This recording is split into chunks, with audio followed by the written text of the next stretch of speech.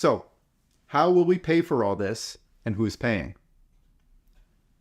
Part of the funding will come from financial aid, made more possible by beating swords into plowshares, by converting the industrial and research capabilities of the military financial complex into productive uses, as detailed in a study by Executive Intelligence Review.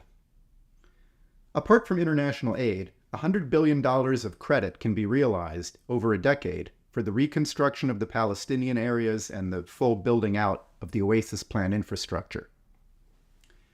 This can be organized through development banks associated with the BRICS-plus nations, including the Islamic Development Bank in Saudi Arabia, the New Development Bank, headquartered in China, and other national development banks of the Southwest Asia region. The sovereign wealth funds of the major regional BRICS-plus nations can help capitalize these development banks for this purpose. The countries of the Gulf Cooperation Council have sovereign wealth funds holding some $4 trillion worth of capital.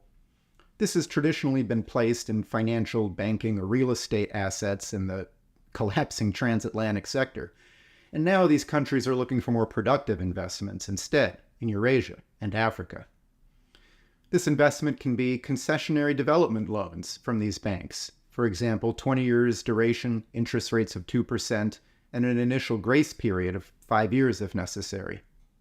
The debt service payments on these development loans, at least if they're made in the immediate future, would have to be made by the State of Israel, as the state currently occupying and taxing the entire area of Israel and Palestine today. The United States and perhaps other nations, as determined at an International Peace and Development Conference, would be the guarantors of these debt service payments.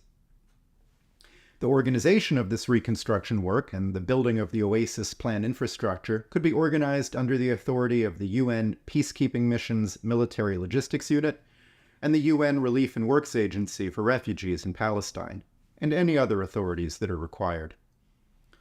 These arrangements should all be formally agreed upon by the nations involved in the framework of an international peace conference on Israel and Palestine, which must urgently be organized.